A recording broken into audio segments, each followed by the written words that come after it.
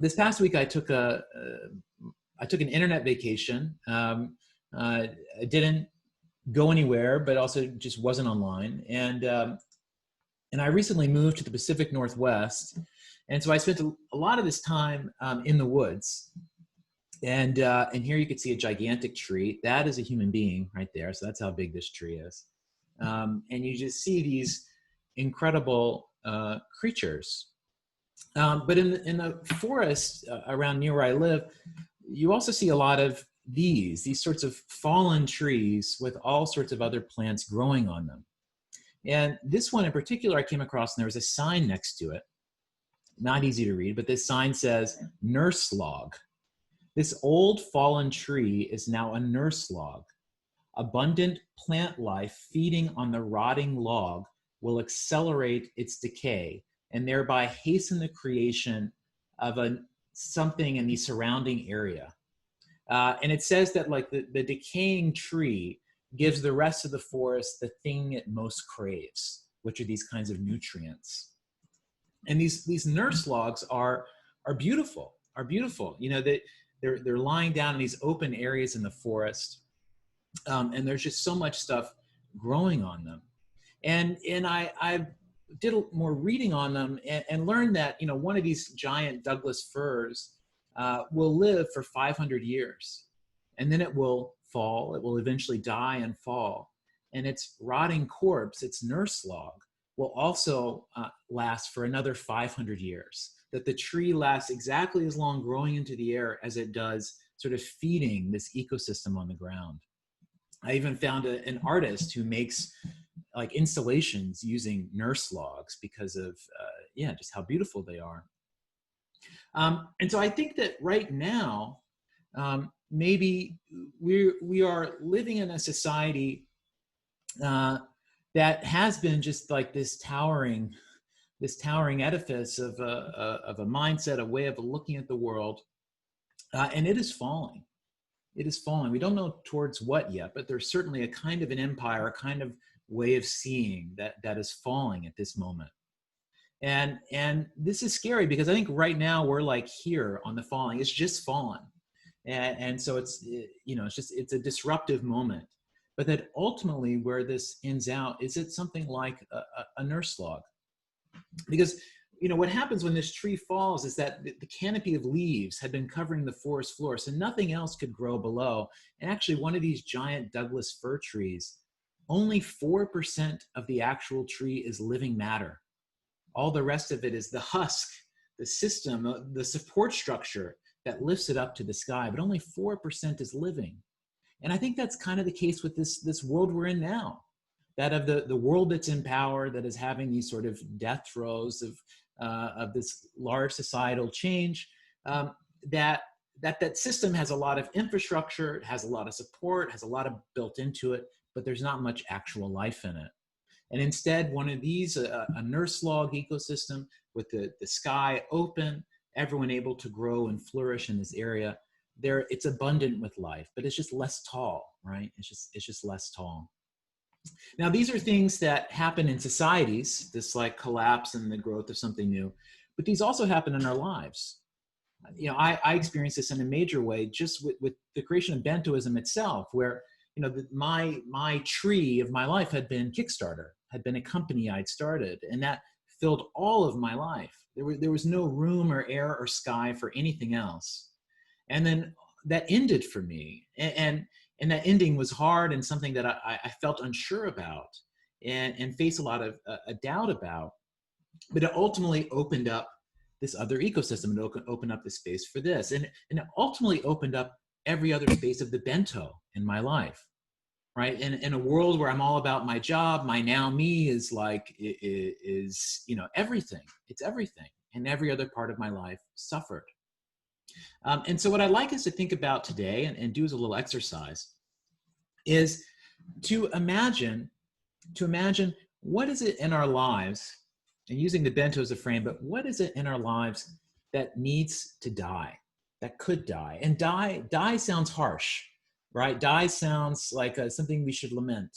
But like this tree this tree is like, it was a beautiful tree. It did its run, you know, it did its 500 years, and now it's collapsed and become something else. But there are these ways in which when we let go of things in our lives, or when things change in our lives, they open up room for something different. And so what I'd love to do is just to take 2 minutes and to think about what is a now us and a now me tree, a thing in your life that you could let go of, that you could imagine becoming less important, that you would allow to die. And then to also then to write down in your future us, in your future me, what would grow in its place. So for example, for me, like Kickstarter was my entire identity. You know, I let that die. I let that die for myself, which was the scariest thing I had done. And what opens up, like I could be anything else, right? I redesigned my life, redesigned what I was working on to think about the kinds of things we're talking about now. Or you could think about a relationship, you know, when you and a significant other split, what happens on the other side of that? So I just think that these notions of what is let go of and what happens as a result are really interesting, and that this notion of a nurse log it's just a beautiful metaphor, I think, for what could be happening now in around the world, in our lives, and all of that. So I'd love to let's just try writing about this for a minute or two, and then we're going to split into small groups and just share what we wrote and have a little conversation, and we'll be out of here in about 25 minutes or so. All right, so I'm just going to put 2 minutes on the clock, and you're just going to write down what is a now me, one for now me and one for now us. If you can only think of one, that's okay. But one for now me, one for us, about something that you could let go of. And then I want you to think, what would take its place instead? What would grow in that space? All right, so I'm setting the clock now.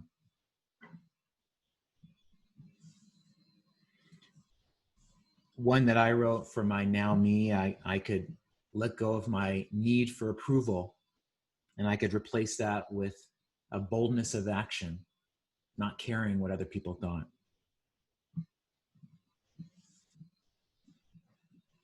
All right, that's time.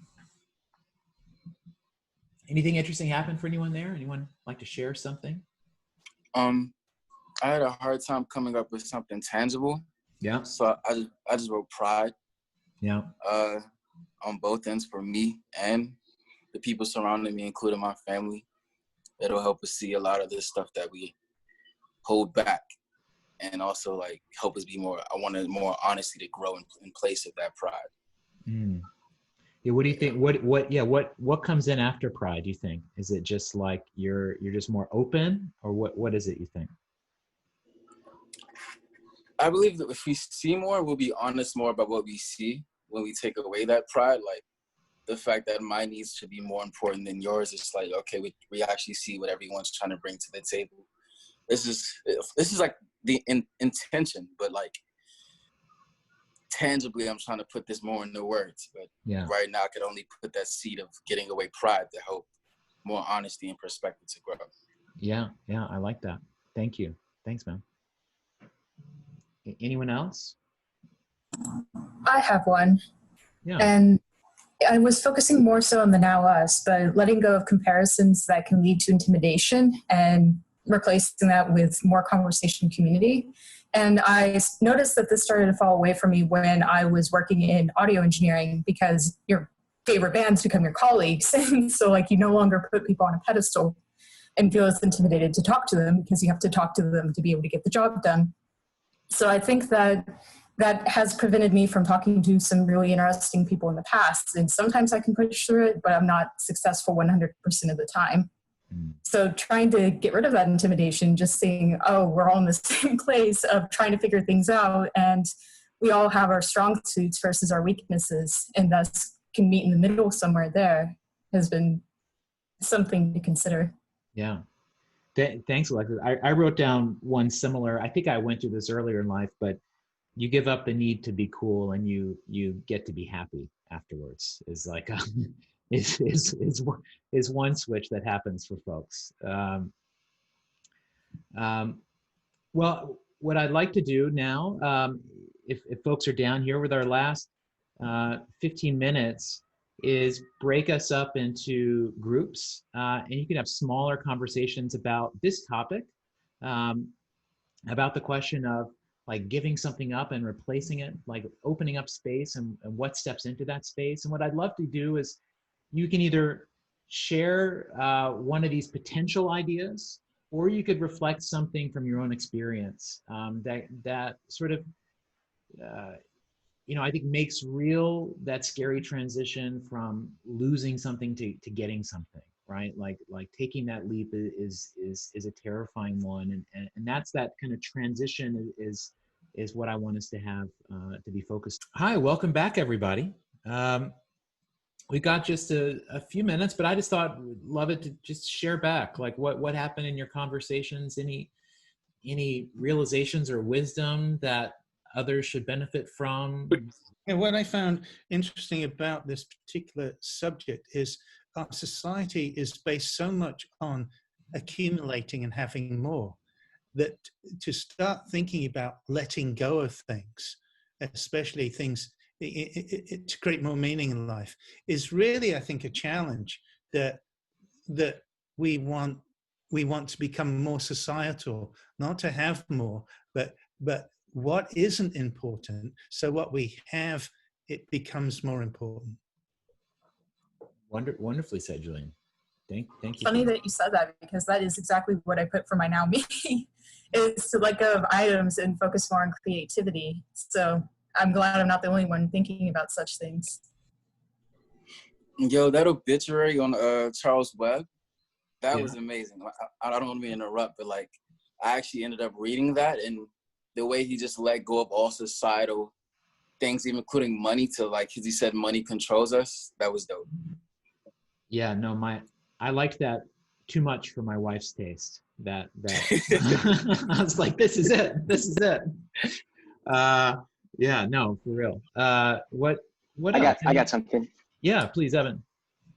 So one thing that kind of came up multiple times for multiple people in our group was almost an addiction to kind of a status quo security, and the futility that can create by just kind of moving through life, being able to predict the future in a way. And we each of us kind of had different metaphors for that kind of stalling, but also security. And I came up with like running on a log in water and it's spinning underneath you just to be able to stand up, and like treadmills and stuff like that. Mm-hmm. So this idea of like burning energy but staying in one place in order just to be able to stand upright and stay healthy. And it was interesting to understand this perspective, continues through life and has different phases and kind of loops that we talked about last week. But what came up for me after having that conversation, giving me a chance to share it, was this kind of, I guess, this way of letting negative beliefs die, which almost feels like a double negative. So like, it's this feeling of fear that you have that makes you maintain something that you almost believe is positive. But in reality, like it's like kind of smoking cigarettes. It's an addiction that you have in order to just maintain. Yeah. That's all you know. And the liberation to actually let go of something and kind of jump into the abyss, is the biggest ultimate fear most people have, that allows them to kind of continue on for 20, 30, 40, 50 years of just kind of keeping their family alive, keeping themselves alive, and doing stuff that makes sense to them because they already have a context for it. Yeah, so it's interesting to hear that in iterations. Yeah, I appreciate that, Evan. That strikes me as being really true. And I think like, yeah, those things that energy we spend just to like feel safe. I mean, something you have to do to be safe. Like we have to take care of ourselves. But if it is just to seek approval, or to feel okay with ourselves, that's probably bad. That's probably bad energy. Not a great use of it. So I think it's great to call that out. Maybe one or two more. Anyone else? Yeah, Carol. Sorry. You're muted, Carol. In our group, we all had specific items, but we also got to the point of transformation, where, going back to the metaphor of the tree, it's like you've got to have the courage to fall with the belief or faith that you really are going to grow something else. It was kind of a very calming and productive discussion along those lines. Yeah, yeah, that is excellent. That is excellent. Love that picture. Yeah, maybe I can just go and yeah, kind of follow up on everything that's already been said. What I brought up is the ego, letting go of the ego, and control, to accept that right now there's so much uncertainty, and somehow the ego seems to be grasping to the certainty, right? And so going through this journey and just believing and letting go of the ego. Yeah, yeah, that's great. That's great.